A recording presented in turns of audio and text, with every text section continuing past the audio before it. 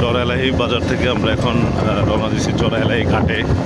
চরএলাহি বাজার থেকে প্রায় 1.5-2 কিলোমিটার দূরে চরএলাহি ঘাট।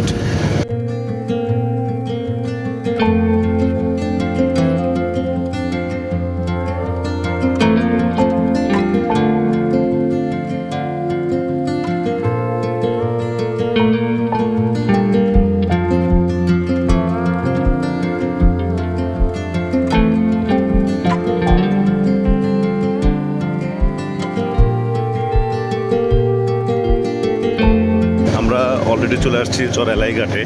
বলতে হবে যে একটু আসলে ভাগ্য ভালো যে আমরা জোয়ারের সময় চলে আসছি। জোয়ার আসলে আপনার একদম পানি এদিকে চলে আসে, জোয়ার চলে আসছে অলরেডি।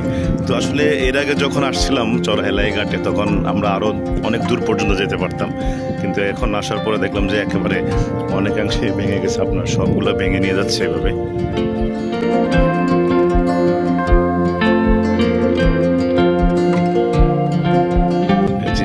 পর্যায়ক্রমে ভাঙতেছে, এই যে ভাঙতেছে ঢেউর স্রোতে একদম পুরা সব কিছু ভেঙে নিয়ে যাচ্ছে। তো এখান থেকে আসলে চরএলাহি বাজার কিন্তু বেশি একটা দূরে না, 1.5-2 কিলোমিটার দূরে। তো আমার মনে হয় যে আর কিছুদিন এভাবে চলতে থাকলে চরএলাহি বাজার পর্যন্ত বাজার টাজার সব আপনার নদীগর্ভে বিলীন হয়ে যাবে। এই যে একদম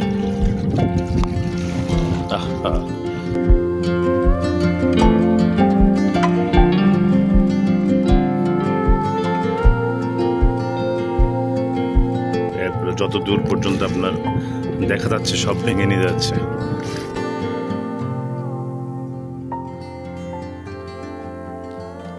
ওই পাশে হচ্ছে আপনার উড়ির চর, এখানে স্পিড বোট আছে, কিছু দোকানপাটও রয়েছে এখানে। আসলে খুবই কষ্ট লাগে, আসলে আফসোসের বিষয় যে আসলে আমাদের নোয়াখালীর এভাবে বিভিন্ন অঞ্চলগুলো এভাবে নদীগর্ভে বিলীন হয়ে যাচ্ছে। তো আসলে সরকারিভাবে হোক বা বেসরকারিভাবে হোক কোনো উদ্যোগ নেওয়া হচ্ছে না, মনে হয় কর্তৃপক্ষ দেখেও না দেখার মতো অবস্থা। তো খুব শীঘ্রই যেন আসলে কর্তৃপক্ষ এগুলো থেকে সুদৃষ্টি দিবে বলে আমরা আশা করি। কারণ হচ্ছে আমাদের নোয়াখালীকে বাঁচাতে হবে, নোয়াখালীর ভূমি বাঁচাতে হবে, নোয়াখালীর মানুষকে বাঁচাতে হবে। কত সুন্দর চারিদিকে। তো আসলে যেন কর্তৃপক্ষের দৃষ্টিগোচর হয়, আপনারা সবাই বেশি বেশি করে ভিডিওটি শেয়ার করে দেবেন আমাদের নোয়াখালীর স্বার্থে। কারণ আমাদের নোয়াখালীকে আমরা সবাই অনেক বেশি ভালোবাসি, নোয়াখালীকে আমরা ভালোবেসে যাবো ইনশাল্লাহ। আমাদের নোয়াখালীর কোনো কিছু আমরা ক্ষতিগ্রস্ত হতে দেব না ইনশাল্লাহ।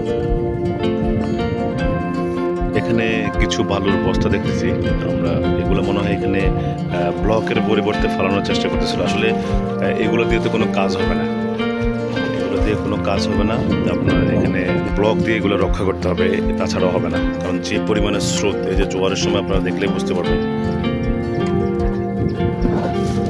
পানির আওয়াজ তো আপনারা শুনতে পাচ্ছেন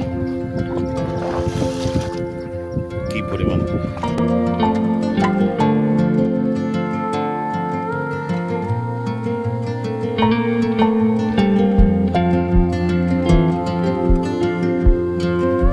কত সুন্দর ছিল দোকানগুলো, আসলে এই যে সব ভেঙে নিয়ে যাচ্ছে। আসলে ঘুরতে এসে খুব মর্মাহত হলাম।